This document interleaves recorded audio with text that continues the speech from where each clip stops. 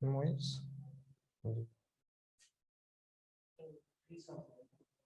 हाँ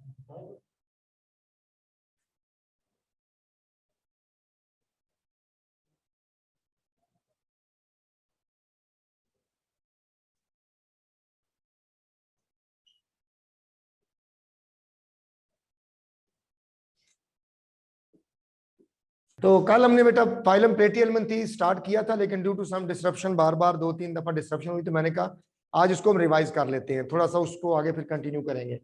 फाइलम प्लेटिहेल्मिन्थेस हमारा तीसरा फाइलम था, जो टोटल फाइलम्स हैं उसमें से सेकंड और 1 और 2 हम पढ़ चुके थे, थर्ड हमने कल स्टार्ट किया था।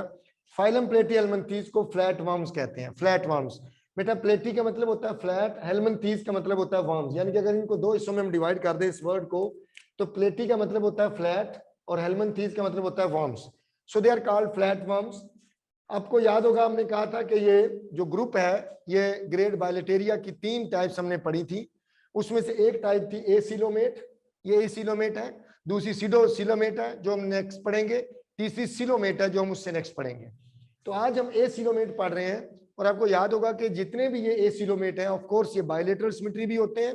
आपको पता है कि बायलेटरल सिमेट्री क्या होता है, इनकी सिमेट्री बायलेटरल है और ये ट्रिप्लोब्लास्टिक होते हैं, यानी कि इनके अंदर एक्टोडर्म, एंडोडर्म और मेसोडर्म तीनों लेयर बनती हैं, इसी वजह से इनको हम ट्रिप्लोब्लास्टिक कहते हैं, और इसी वजह से हम इनको एसिलोमेट कहते हैं, क्योंकि इनके अंदर सिलोम नहीं बनती। अब जरा इनके ऑर्गेनिज्म की हम बात करते हैं। मोस्टली ऑर्गेनिज्म जो है वो इसमें फ्री लिविंग भी होते हैं, दोनों टाइप के हो सकते हैं। फ्री लिविंग जो कि एक्वेटिक होंगे, वाटर में होंगे, may be in fresh water, may be in sea water, aquatic, जैसा कि प्लेनेरिया, उसकी एग्जांपल हमने कल दिया था, एक एग्जांपल में डिस्कस किया। दूसरा दे में भी पैरासाइट, दोनों टाइप हो सकती हैं, पैरासाइट भी हो सकते हैं, और पैरासाइट अगर होंगे तो they will be, for example उसकी एग्जांपल है ह्यूमन के पैरासाइट भी हो सकते हैं। बाकी जो शीप, गोट, कौ वगैरह, बियर वगैरह या पिग्स हैं, उन सब के ये पैरासाइट होते हैं, ये इस ग्रुप में जो ऑर्गेनिज्म है। उसमें एक एग्जांपल है हमारे पास tapeworm, tapeworm, tapeworm है,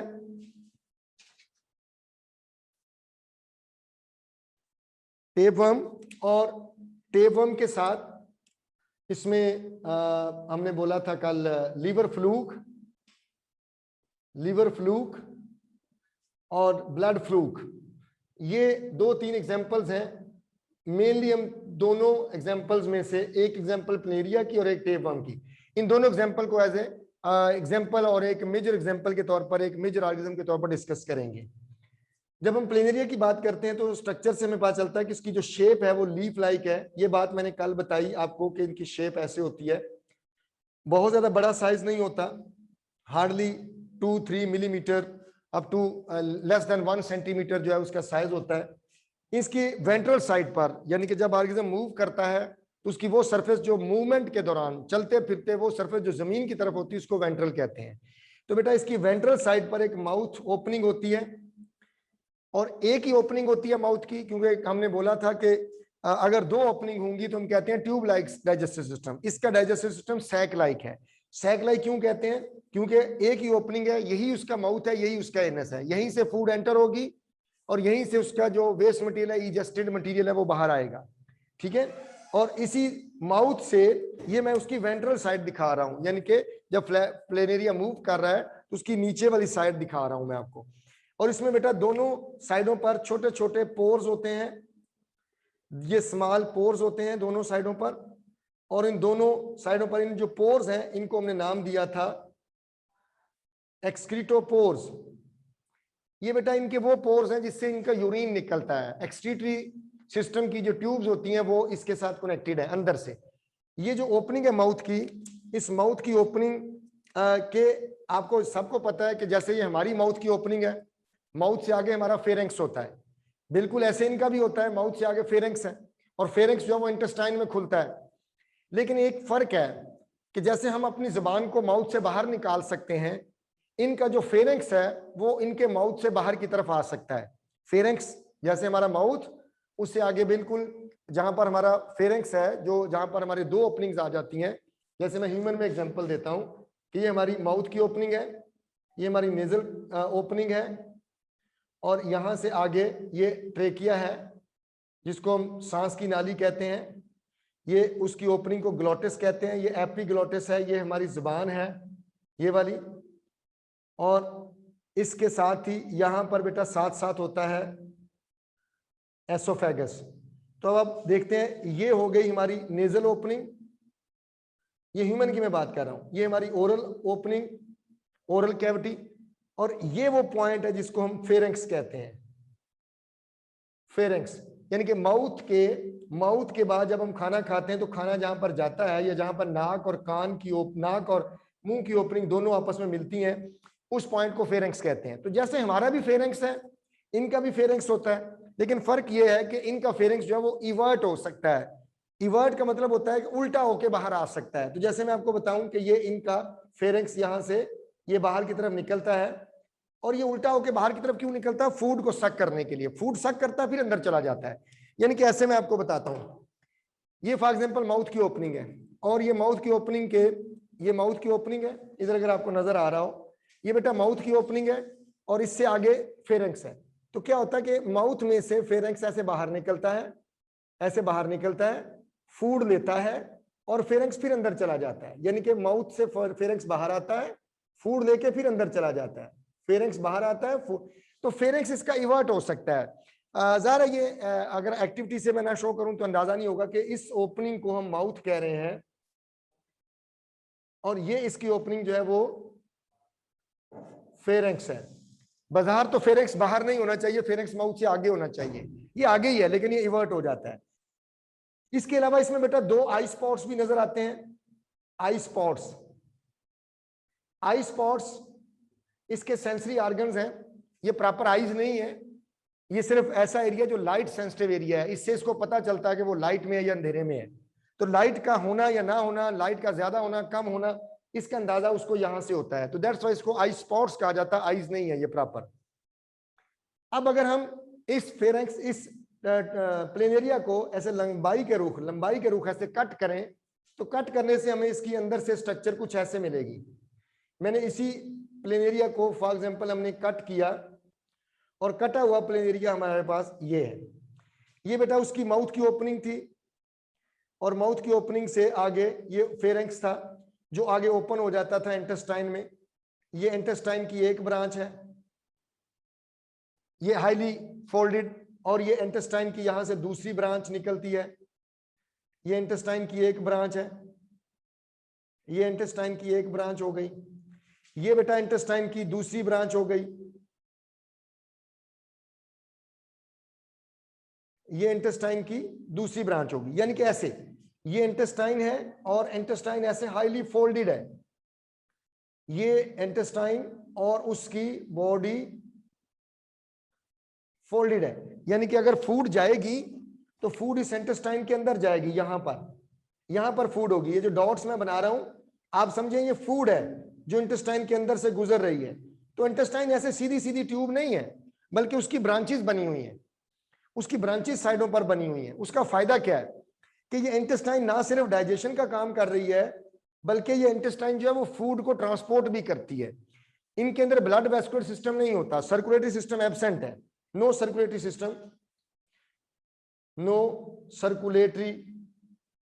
सिस्टम, नो रेस्पिरेटरी सिस्टम। बेटा रेस्पिरेटरी सिस्टम नहीं है। रेस्पिरेटरी सिस्टम से मुराद ये है कि इसके अंदर कोई ऐसा सिस्टम नहीं जिससे वो गैसेज एक्सचेंज कर सकें। बॉडी के बाहर के सेल पानी से ऑक्सीजन ले लेते हैं और बाहरी कार्बन डाइऑक्साइड दे देते हैं। अंदर के सेल जो वो अंदर जो फ्लूइड वगैरह होता है वहां से, तो ऑक्सीजन और कार्बन डाइऑक्साइड के लिए कोई अलग ट्यूब्स, कोई अलग लंग्स, कोई इस तरह के स्ट्रक्चर्स नहीं है, कोई गिल्स नहीं है, बल्कि बॉडी के सेल डिफ्यूजन से ऑक्सीजन लेते हैं इन्वायरमेंट से जहां पर भी वो रह रहे होते हैं। तो ना तो उसके अंदर सर्कुलेटरी सिस्टम है ट्रांसपोर्ट के लिए, और ना रेस्पिरेटरी सिस्टम है। हाँ, उनके अंदर डाइजेस्टिव सिस्टम है, और डाइजेस्टिव सिस्टम सैक लाइक है। Sac like digestive system, sac like digestive system. ये मैंने अभी बोला है कि सैक लाइक डाइजेस्टिव सिस्टम को सैक लाइक क्यों कहते हैं, पहले भी मैंने बताया था। इसलिए कहते हैं कि इसकी एक ही ओपनिंग है, वही इसका माउथ है, वही इसका एनस है। तो अब आप कहते हैं बेटा फूड जब इस इंटेस्टाइन में जाएगी यहां पर, तो फूड डाइजेस्ट भी यहीं पर होगी इंटेस्टाइन के अंदर, और इंटेस्टाइन इतनी ज्यादा ब्रांच्ड है कि बॉडी के हर हिस्से में इंटेस्टाइन की ब्रांचेस हैं। तो इस तरीके से फूड जो है वो ऑटोमेटिकली इंटेस्टाइन के तकरीबन तमाम पार्ट्स तक जो है वो पहुंच जाती है। इस तरीके से इंटेस्टाइन जो है वो पूरी बॉडी में डिस्ट्रीब्यूट हो जाती है। ये इंटेस्टाइन हो गई। अब अगर बेटा इसके अंदर हमने ये कहा कि इनके अंदर नर्वस सिस्टम होता है, नर्वस सिस्टम होता है, इनके अंदर एक्सीटी सिस्टम होता है। अगर आपको याद हो, इन पोर्स को हमने कहा था एक्सीटोपोर्स। तो एक्सीटोपोर्स को समझना हो तो आप कहते हैं कि इसके अंदर दो ट्यूब्स हैं, इसके अंदर दो ट्यूब्स हैं और उन दोनों ट्यूब्स को एक्सीटी ट्यूब्स कहते हैं, जो इसकी पूरी बॉडी में रन करती हैं, पूरी बॉडी में। इस तरीके से मतलब यहां पर मैं डाइजेस्टिव सिस्टम बना दिया। मैं डायग्राम को खराब नहीं करना चाहता, मैं एक और डायग्राम बना लेता हूं सिर्फ समझाने के लिए कि इनका एक्सीटी सिस्टम कैसे है। ये सेम वही प्लेन एरिया, हमने इसको कट किया और इस वक्त हम इसका यहां पर एक्सीटी सिस्टम बना रहे हैं, एक्सीटी सिस्टम, जिससे जो कि इसकी बॉडी से यूरिन निकालता है, वेस्ट मटेरियल निकालता है। बेटा दो ट्यूब्स हैं, एक ट्यूब ये ट्यूब है और इस ट्यूब में जगह जगह पर ओपनिंग्स हैं, जगह जगह पर ओपनिंग्स हैं। ये जो ओपनिंग्स हैं, इन ओपनिंग्स को ये नाम है, ये एक्सीटोपोर्स हैं। यानी कि ये जो पोर्स हैं ये बेसिकली ये वाले पोर्स हैं जो बाहर से नजर आ रहे हैं। ये जो ट्यूब आपको नजर आ रही है ये बाहर से नजर नहीं आ रही, हमने इसको लॉन्गिट्यूडनल लंबाई के रूप ऐसे कट किया तो हमें अंदर से ये ट्यूब मिली है। एक ट्यूब ये हो गई और इस ट्यूब के दूसरी साइड पर ऐसे स्ट्रक्चर्स होती हैं, इसको फ्लेम सेल्स कहते हैं, flame cells, flame cell flame cells, ये फ्लेम सेल्स लाइक दैट। ये एक ट्यूब हो गई बेटा, ये दूसरी ट्यूब इसी तरीके से, दूसरी ट्यूब है जिसमें इधर फ्लेम सेल्स हैं, फ्लेम सेल्स, फ्लेम सेल्स, और इस तरफ उसकी ओपनिंग्स हैं, एक्सीटोपोर्स हैं, ये एक्सीटोपोर्स हैं। तो पूरी बॉडी के अंदर ऐसे पोर्स हैं। मैंने बोला ये जो पोर्स हैं इनको एक्सक्रीटोपोर्स कहते हैं, एक्सक्रीटोपोर्स। और ये जो स्ट्रक्चर्स हैं इनको फ्लेम सेल्स कहते हैं, फ्लेम सेल्स। अब यहां पर जो डाइजेस्टिव सिस्टम है उससे जब फूड मिल जाती है तो बॉडी में कोई कैविटी तो है कोई नहीं। यानी कि अगर मैं इस प्लेन एरिया को बेटा ऐसे कट करूं, ऐसे कट करूं इस प्लेन एरिया को, जब मैं प्लेन एरिया को कट करूंगा तो कटा हुआ प्लेन एरिया मुझे ऐसे मिलेगा, ये उसकी स्ट्रक्चर में मिलेगी। ये हमने कटा हुआ प्लेन एरिया शो किया, इस प्लेन एरिया को मैंने कट किया है, सेम यही प्लेन एरिया इसको हमने कट किया है, ठीक है। ये प्लेन एरिया, ये उसकी आउटर वॉल, ये हमने यहां से इसको कट कर लिया। ये दरमियान में इसकी एक इंटेस्टाइन है कटी हुई, दो इंटेस्टाइन होती है ना, ये एक इंटेस्टाइन इधर से कटी हुई, ये दो इंटेस्टाइन कट गई।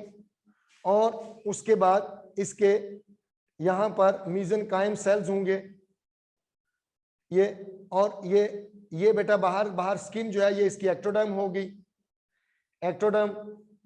और आपको पता है जो गट होती है, जो डाइजेस्टिव सिस्टम होता है वो एंडोडर्म होती है, ये एंडोडर्म होती है।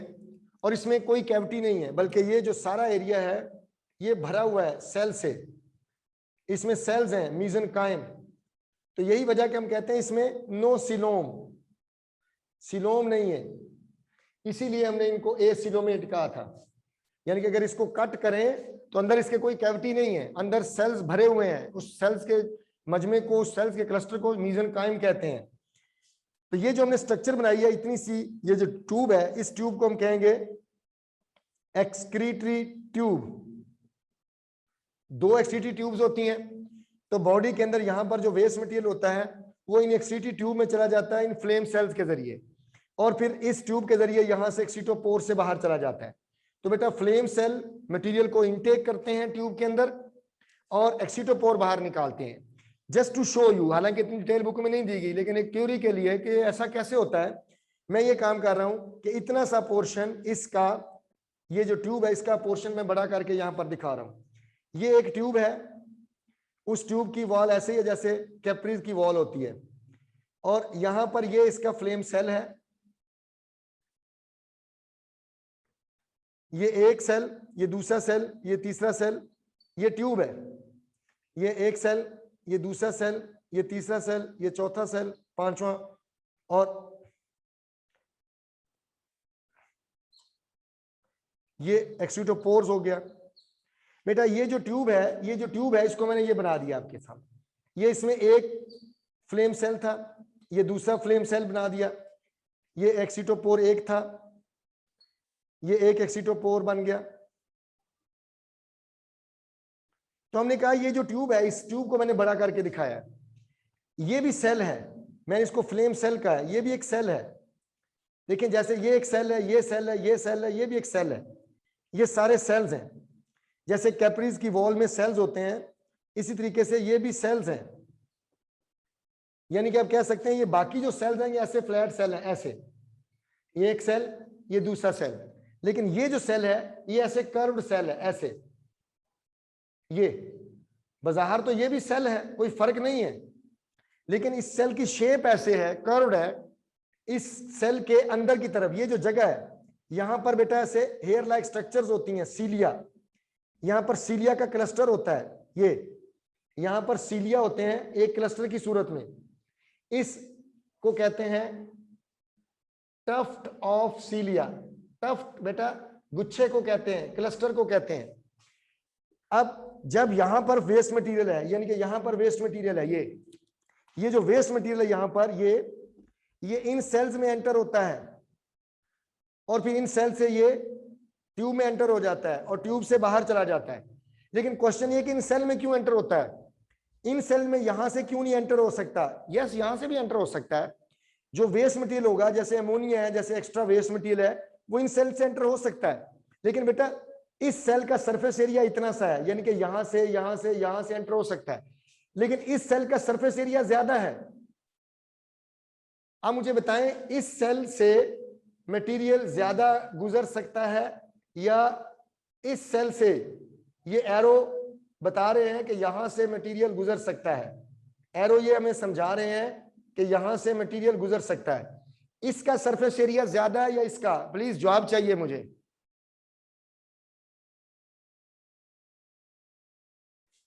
बेटा फ्लेम, ये सेल, ये वाला नॉर्मल सेल ट्यूब का, इसका सरफेस एरिया ज्यादा है या फ्लेम सेल का सरफेस एरिया ज्यादा है?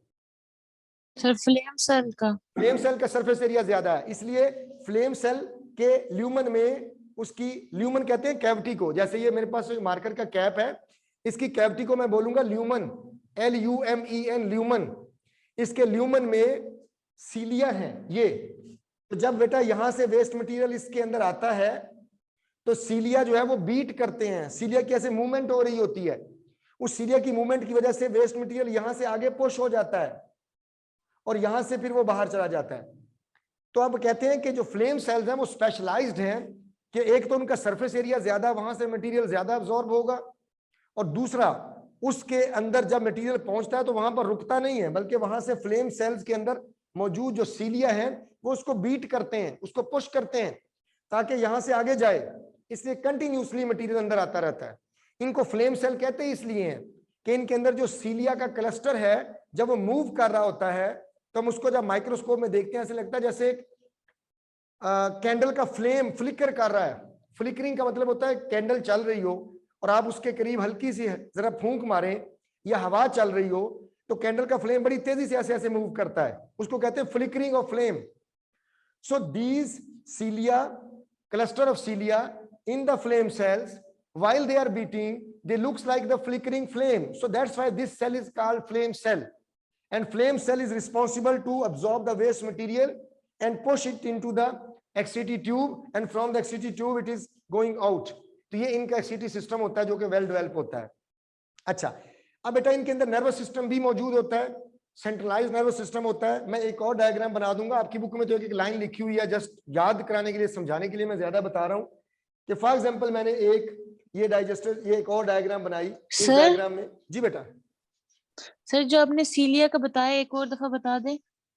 ये जो सीलिया का ये वाला फ्लेम हाँ सेल जी का सर। बताया मैंने, फ्लेम सेल्स, मैं यहाँ पर लिख नहीं देता जब हूं। सर जब सीलिया वो मूव करते हैं वो वाली बात मैं बता रहा हूं, टफ्ट, टफ्ट कहते हैं क्लस्टर को, गुच्छे को। Tuft of cilia present in the lumen, lumen कहते हैं उसकी इस जगह को, ये जो जगह इसको ल्यूमन कहते हैं, जैसे कैविटी सी है, tuft of cilia present in the lumen of flame cell move like flickering flame, like flickering flame, so called flame cells। यानी कि इसको हम फ्लेम सेल क्यों कहते हैं, क्योंकि यहां पर मौजूद सीलिया की मूवमेंट ऐसे नजर आती जैसे एक फ्लेम कैंडल का फ्लिकर कर रहा है या मूव कर रहा है, सो दैट्स व्हाई इनको फ्लेम सेल कहा है। तो इनका एक्टिविटी सिस्टम फ्लेम सेल की तरह होता है। अभी मैं बेटा आपको बताने लगा था इनका नर्वस सिस्टम का जिक्र कर रहा था कि फॉर एग्जांपल ये एक प्लेनेरिया है और इसकी बॉडी में नर्वस सिस्टम कैसे है। यहां पर दो गैंग्लियन है, ये दो गैंग्लियन है। गैंग्लियन का मतलब वो जगह होती है जहां पर बहुत सारी न्यूरॉन्स आपस में मिलती हैं। ये दो गैंग्लियन है जो आपस में जुड़े हुए हैं हेड रीजन में। इससे आगे एक नर्व निकलती है, नर्व, इसको कहते हैं लॉन्गिट्यूडनल नर्व, लंबाई के रुख है, इसको नाम बोलेंगे, क्या बोलेंगे, लॉन्गिट्यूडनल नर्व। सबको पता है, मैंने नर्व और न्यूरॉन में आपको फर्क बताया हुआ है। नर्व और न्यूरॉन, मैंने बोला था न्यूरॉन एक सेल होता है और जब बहुत सारी न्यूरॉन एक ही फंक्शन को कंट्रोल कर रही हूं, एक ही स्ट्रक्चर को कंट्रोल कर रही हूं, तो हम उसको नर्व कहते हैं। जैसे हमने कहा था मेरे कान से 1 2 3 4 5 या 100 या 200 न्यूरॉन्स का ग्रुप मैसेज लेकर जाता है, आवाज का मैसेज मेरे ब्रेन को। तो ये तमाम न्यूरॉन जो मेरे कान से जा रही हैं, इकट्ठी जा रही हैं और एक ही पर्पज के लिए है, एक ही ऑर्गन के लिए है, मैं इसको कहूंगा optic nerve, sorry auditory nerve. मेरी आंख से जितनी भी न्यूरॉन्स मेरी आंख से मैसेज लेकर ब्रेन को देती हैं कि मैंने ये देखा, ये नोट किया, ये लाइट थी, अंधेरा था, ज्यादा थी, लाइट कम थी, क्या इमेज था, क्या कलर था, तो वो तमाम न्यूरॉन्स जो मेरी आंख से जा रही हैं, वो पूरा ग्रुप जो है न्यूरॉन का, उसको हम ऑप्टिक नर्व कहते हैं। तो अब आप कह सकते हैं कि न्यूरॉन जो आंख से लेकर जा रही है वो एक अलग ग्रुप है, जो कान से मैसेज लेकर जा रही है वो अलग ग्रुप है। तो एक ग्रुप में मौजूद तमाम न्यूरॉन को एक नर्व कहते हैं। तो मैं बोल रहा हूं that's a nerve, one nerve, that's another nerve. ये दो नर्व्स होती हैं बेटा, ये दो नर्व्स होती हैं और दोनों नर्व्स जो हैं इनको लॉन्गिट्यूडनल नर्व्स कहते हैं। These are called as longitudinal, लंबाई के रुख नर्व्स हैं। और इनके यहां पर लेटरल नर्व्स होती हैं, लेटरल, इनको लेटरल नर्व्स बोलते हैं। ये लेटरल नर्व्स हैं और ये गैंग्लियंस हैं। गैंग्लियन मैंने क्या बोला था, वो जगह जहां पर बहुत सारी न्यूरॉन्स आपस में मिलती हैं उसको गैंग्लियन कहते हैं, ganglion. So these are ganglion. और यहां से ये न्यूरॉन्स हैं, ये न्यूरॉन्स हैं। तो आप देखें कि जो पिछला हाइड्रा में हमने नर्वस सिस्टम बनाया था वो था डिफ्यूज टाइप, बेटा इसको कहते हैं सेंट्रलाइज नर्वस सिस्टम। ये थोड़ा सा बेहतर है। इसमें क्या है कि यहां से मैसेज जब जाएगा, फॉर एग्जांपल कोई टच का, कोई केमिकल का मैसेज, यहां से मैसेज रिसीव होगा तो पहले इस गैंग्लियन में जाएगा, फिर इस गैंग्लियन के जरिए, इस नर्व के जरिए इस ब्रेन में जाएगा। ये ब्रेन है, एक्चुअल ब्रेन तो नहीं है, इसको हम कहते हैं सेरिब्रल गैंग्लियन, सेरिब्रल गैंग्लियन। यानी कि ये बाकी बॉडी के गैंग्लियन है, पूरी बॉडी के, लेकिन जो हेड रीजन में गैंग्लियन उनको सेरिब्रल गैंग्लियन कहते हैं, क्योंकि ये साइज में जरा बड़े होते हैं और ये जुड़े होते हैं आपस में। Cerebral ganglion they act as brain, ये ब्रेन की तरह काम करते हैं। तो मैंने बोला था कि ऐसा नर्व सिस्टम जिसमें ब्रेन हो, जिसमें सेंट्रलाइजेशन हो, कि मैसेज पहले ब्रेन में जाए फिर पूरी बॉडी को पता चले, उसको कहते हैं सेंट्रल नर्व सिस्टम। तो ये इनका नर्वस सिस्टम है जिसको हम कहेंगे centralised nervous system, centralised nervous system. ठीक है, अच्छा अब बेटा आ जाए जरा, थोड़ा सा टाइम इसको दे देते हैं, पैरासाइट को। हमने बोला इसमें कुछ ऑर्गेनिज्म ऐसे भी हैं जो पैरासाइट होते हैं। ये हमारी इंटेस्टाइन में रहता है, टेपवर्म, ह्यूमन की इंटेस्टाइन में। ये 2 मीटर से भी ज्यादा बड़ी इसकी लेंथ हो सकती है। ऐसा करते हैं कि यहाँ पर मैं थोड़ी सी जगह बना लेता हूँ, इतनी सी जगह मैं मिटा नहीं रहा इस सारे सिस्टम को, सारी चीजों को, ये जगह मैं मिटा रहा हूँ यहाँ पर मैं बना लेता हूँ। इसका पहला हिस्सा ये मैं अब टेप वर्म बना रहा हूँ, टेप वर्म ये वाला टेप वर्म यहाँ पर बन रहा है, ये उसका पहला हिस्सा है, उसका पहला पार्ट है, ये उसका माउथ है, और माउथ के साथ हुक्स लगे हुए हैं, हुक्स लगे हुए हैं, ये माउथ है, ये ओपनिंग माउथ है, और इसके साथ ये बेटा हुक्स है, that opening is called mouth, और ये इसका हेड रीजन है, पहला हिस्सा। इस पहले हिस्से को स्कोलेक्स कहते हैं, स्कोलेक्स, यानी कि इसमें कई इसके चैम्बर्स हैं, कई इसके सेगमेंट्स हैं।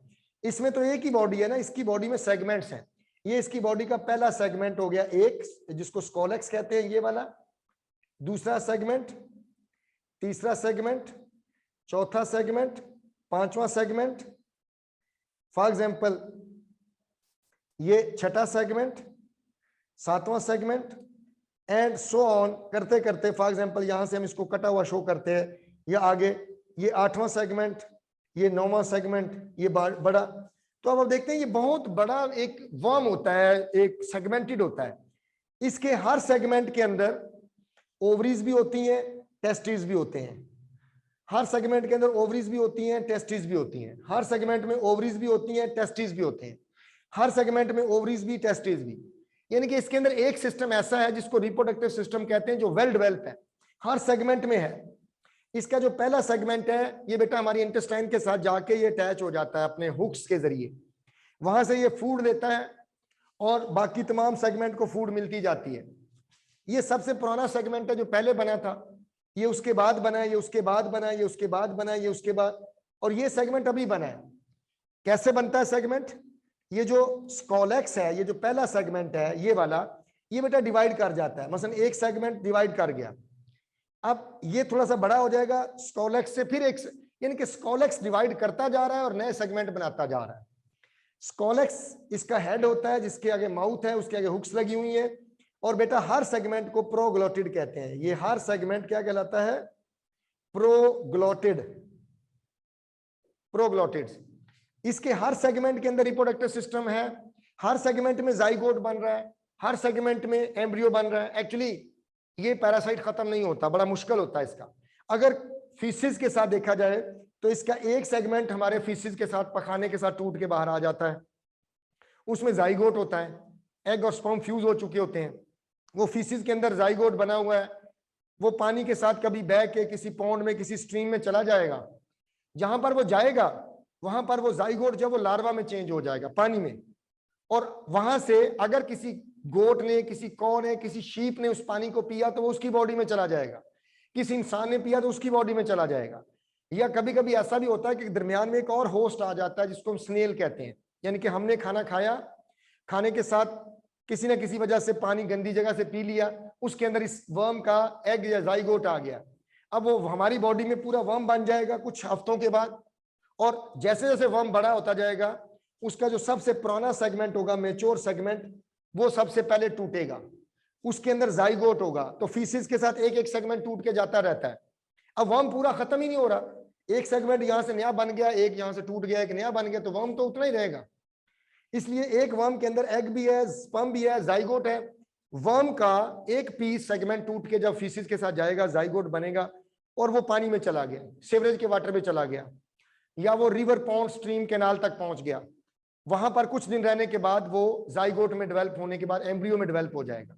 और अगर वहां पर उसको एम्ब्रियो को डेवलप करने के लिए, एक स्टेज गुजारने के लिए अगर वहां पर स्नेल मिल जाता है तो अपनी जिंदगी का कुछ हिस्सा स्नेल में गुजारता है, और स्नेल से वो दोबारा वाटर में आ जाता है, और वहां से अगर कौ, शीप, गोट या कोई इंसान डायरेक्टली पानी पी ले तो वो उसके जरिए दोबारा दूसरे इंसान में शिफ्ट हो जाता है। यही वजह है कि ये जो वर्म्स हैं ये डायरेक्टली एक इंसान से दूसरे इंसान में नहीं आते, बल्कि जो इनके एग्स होते हैं, जो इनके लार्वे होते हैं, वो पानी के जरिए दूसरे इंसानों तक पहुंचते हैं। तो इसको खत्म करना बहुत मुश्किल होता है, क्योंकि इसको खत्म करने के लिए जरूरी है कि इसका, फॉर एग्जांपल अगर पूरा वर्म खत्म हो जाए, ये इतना हिस्सा रह जाए, सिर्फ स्कोलेक्स रह जाए, हेड, तो ये दोबारा डेवलप हो जाएगा, मीटर्स लॉन्ग हो जाएगा। इसलिए जरूरी है कि इसको मुकम्मल तौर पर खत्म करने के लिए डीवॉर्मिंग की जाती है। डीवॉर्मिंग में कुछ ऐसी मेडिसिन होती हैं जो इंटेस्टाइन में जाके इन वर्म्स के हुक्स को खत्म कर देती हैं, हुक्स को डाइजेस्ट कर देती हैं, वीक कर देती हैं। हुक्स का जो इंटेस्टाइन के साथ कनेक्शन है वो वीक हो जाता है, और जिसकी वजह से फिर वो लूज मोशन के साथ या फीसिस के साथ वो बॉडी से बाहर आना शुरू हो जाते हैं। तो इसको कंप्लीट रिमूवल बहुत जरूरी होता है, because it can cause anaemia, खून की कमी, फूड की कमी, ये काज कर सकता है। अल्लाह हाफिज बेटा। कोई चीज अगर समझ नहीं आई हो तो पूछ लीजिएगा। ये आपकी बुक में डायग्राम बनी हुई है इसकी, जब तक ये क्लास एंड नहीं होती हम इधर ही हैं। ये देखें, ये डायग्राम अगर देखें नजर आ रहा होगा आपको। जी ये पार्ट नजर आ रहा है, ये क्या चीज लिखा हुआ है इसको जरा देखें।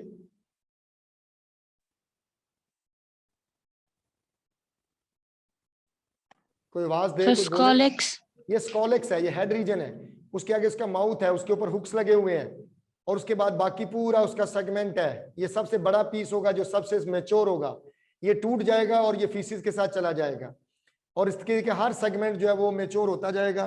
तो सबसे जो यंग स्पर्म, सबसे यंग जो सेगमेंट होता है वो ये होता है, क्योंकि स्कॉलेक्स से जो नया बनता है वो छोटा सा होता है, फिर वो बड़ा हो जाता है उससे बड़ा। तो वो कहते हैं सबसे पहले ये बना था, उसके बाद ये बना था, और अभी ये बना है, अब इस कॉलेक्स से और निकलते जाएंगे। तो इसलिए मुकम्मल वार्मिंग के डीवार्मिंग के लिए बहुत जरूरी है ये बेटा। इसमें जिक्र इसका शायद इतना नहीं किया गया, डायग्राम बनी हुई है, डायग्राम बनी हुई है, लेकिन इसका इतना जिक्र नहीं किया गया। मैंने डायग्राम के हवाले से आपको समझा दिया है। अच्छा, हर सेगमेंट को क्या बोला है मैंने, हर सेगमेंट को क्या बोला है? प्रोग्लोटिड। प्रोग्लोटिड। और पहले सेगमेंट को स्कॉलेक्स कहते हैं, जिसको हेड और माउथ और हुक्स होती हैं। तो ये दो किस्म के हो गए, फ्री लिविंग हो गया, ये प्लेनेरिया जो पानी में होता है, और जो फ्री लिविंग होगा, एक बड़ी इंपॉर्टेंट चीज है बेटा, जो फ्री लिविंग होगा ना उसमें सिस्टम अच्छे होंगे, सिस्टम बने हुए होंगे, सिस्टम वेल डेवलप होंगे। और जो पैरासाइट होगा उसमें सिस्टम इतने अच्छे नहीं होंगे, वेल डेवलप नहीं होंगे। कोई वजह बताएगा? मैंने क्वेश्चन दोबारा बताता हूं। वो ऑर्गेनिज्म जैसे प्लेनेरिया भी इसी ग्रुप में है, और ये टेपवर्म ये भी इसी ग्रुप में है, लेकिन प्लेनेरिया के अंदर डाइजेस्टिव सिस्टम अच्छा है, नर्वस सिस्टम अच्छा है, आई स्पॉट मौजूद है, एक्सीटी सिस्टम अच्छा है, इसके अंदर रिप्रोडक्टिव सिस्टम भी वेल डेवलप है। लेकिन हम कहते हैं कि इसके अंदर एक सिस्टम वेल डेवलप है बस, रिप्रोडक्टिव सिस्टम, जो बार बार रिपीट हो रहा है। बाकी इसके अंदर नर्वस सिस्टम इतना अच्छा नहीं है, इसके अंदर सर्कुलेटरी एक्सीटरी सिस्टम ऐसे ही नहीं है, डाइजेस्टिव सिस्टम भी इतना अच्छा नहीं है।